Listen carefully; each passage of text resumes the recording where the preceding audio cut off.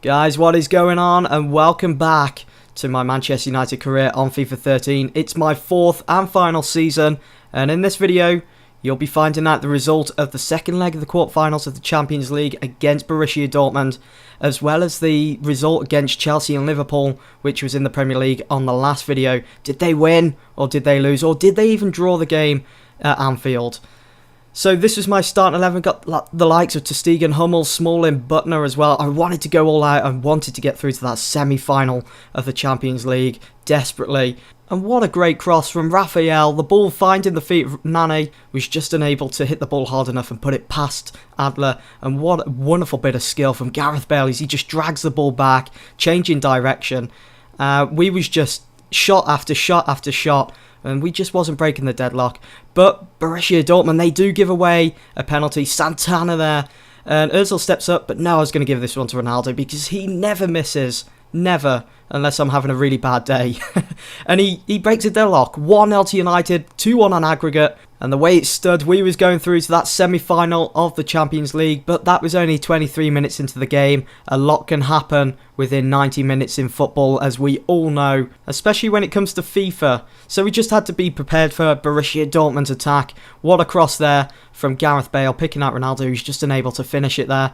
And Dortmund, Goetze on the ball, finding Neymar, and Neymar goes down. Smalling trips him up in the box. I don't really think that should have been a penalty.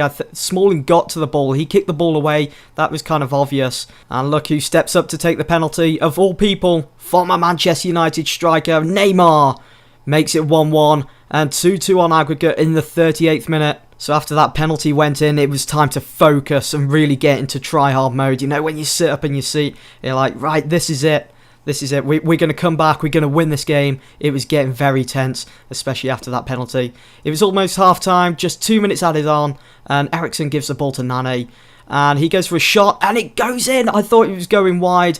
Adler, I thought, would have at least tried to parry that one away, get a touch to it. But no, the ball just rolled over the line.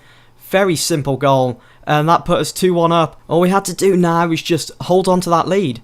Or even if Dortmund got another goal and the game was to end 2-2, we would still be going through to that semi-final because we had scored more away goals already after that goal from Nani, because Dortmund only scored one away goal when they played us at Old Trafford in the first leg. So we just basically had more away goals than them if it came down to a draw. Hopefully that makes sense. If not, be sure to go and Wikipedia it. Anyway, second half, I take Nani off for Valencia. Nani, even though he scored that goal against them just before half-time, he was looking really tired. And just look at the space here. Right on the 60th minute, Royce, not challenged at all, was free to run into our box, one-on-one with the keeper, and he puts it past ter Stegen, makes it 2-2 and 3-3 on aggregate. We just needed to make sure that we held on to this draw, or at least go and get a win, because we couldn't afford for them to get another goal past us and take the lead. And they almost did go into the lead with a wonderful lob pass over Butner from Goetze, finding Perisic. I hope I pronounced that right. If I didn't, I am very sorry.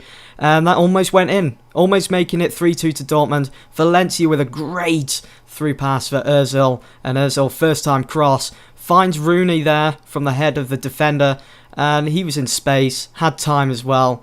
He took the shot, but Adler got in the way. But Manchester United, as you can see there, going through to the semi-final of the Champions League, get in, because, as I said, we scored more away goals than Dortmund did. Raphael then comes to me, and he's dropped a bombshell, and he didn't accept my new contract offer. And there is the final score from the last video. Liverpool beat Chelsea 1-0. That is such a brilliant result for us, because that means we can now overtake them in our next fixture, because we are playing them in the Barclays Premier League. What a massive fixture, and it could possibly change the landscape and the outcome of the Premier League come the final day, but it isn't over until it's over. We have to keep going down to the very last day and make sure that we just keep up our winning streak and hope that Chelsea lose a few. This was my starting 11, and I did put out my best side with the 4-4-1-1 formation, but the majority of my players were looking really tired after that game against Dortmund midweek. So Chelsea kind of had the advantage after they didn't have to play midweek against any team. So they was resting, they was fit and ready for this game. Juan Mata almost makes it 1-0 to Chelsea. ter Stegen coming out and challenging him for the ball, putting him off. And Ozil here, Cristiano Ronaldo on the ball. What a wonderful through pass to Eriksen, who was making the run. I go for the finesse shot, but check. As always, he's on form, even at his age now. And Gomez, where's the challenge, lads? What's going on? 1-0 to Chelsea. 40th minute, a good time to score for Chelsea as well, because that was just going to give them the confidence to go into the second half and maybe get a few more goals.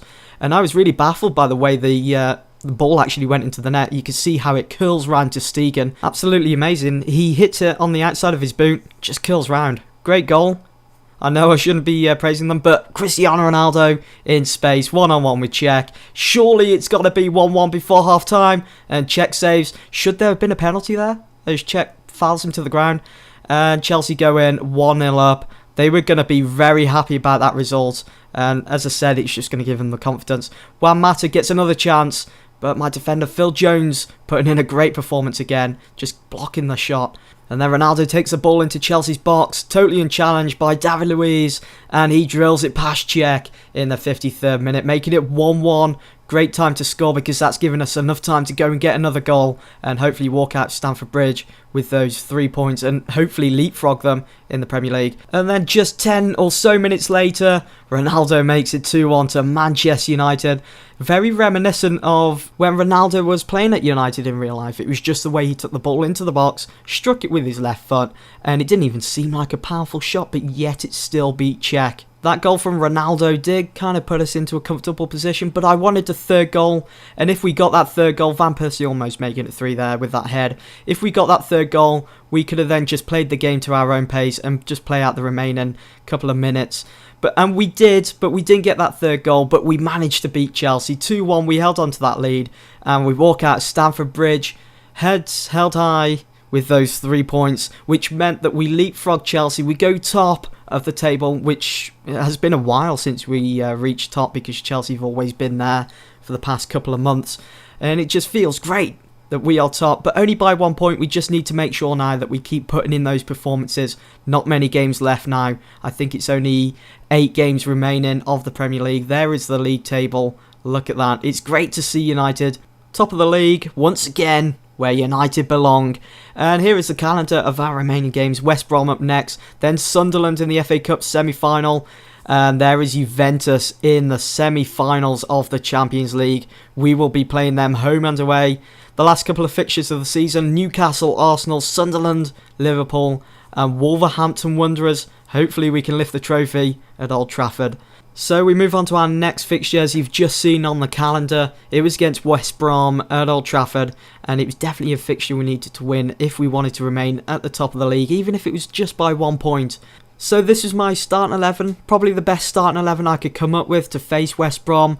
Notice that some of the bigger players are out due to lack of fitness. I know that Rooney and Ronaldo was on the bench, but they was looking really tired, and I needed them rested, I needed them refreshed, because we got some big games coming up. We got the semi-finals of the FA Cup and the Champions League, and West Brom make it 1-0 in the 5th minute, starting the game off good for them. And I was completely shocked. My jaw was almost hitting the floor. I was just sat there. Did that really just happen?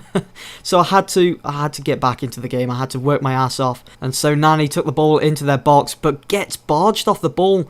I was completely baffled, bewildered that wasn't a penalty. The defender didn't even have a touch on the ball, but Nani stays down in the box. He's holding onto that arm, looking in pain, and he had to come off. I was hoping he wasn't going to be out for too long, because we're going to need him, because we've got some major games coming up, especially that semi-final in the Champions League against Juventus, and also I want to get through to the final of the FA Cup, so we need to beat Sunderland. But I bring on Valencia, a good replacement, but he was looking tired after that midweek game against Dortmund and also that game against Chelsea.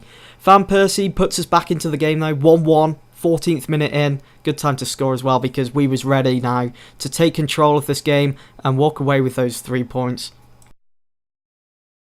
Not long after Nani goes down, Jacob goes down for West Brom. He was going to have to come off without a doubt. He was holding onto that shoulder, looking in pain. But I don't think he's one of their main players, so they're not going to miss him like we're going to miss Nani. Lewandowski then takes the ball into their box, and what a goal. Almost chipping it over the goalkeeper. He makes it 2-1 to United in the 34th minute. As I've said, it's great to see our summer signing getting on that score sheet.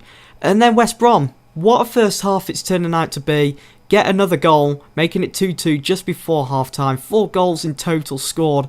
What a great first half. I was really getting into this, really enjoying it. But then again, I needed to be careful because I definitely couldn't lose here.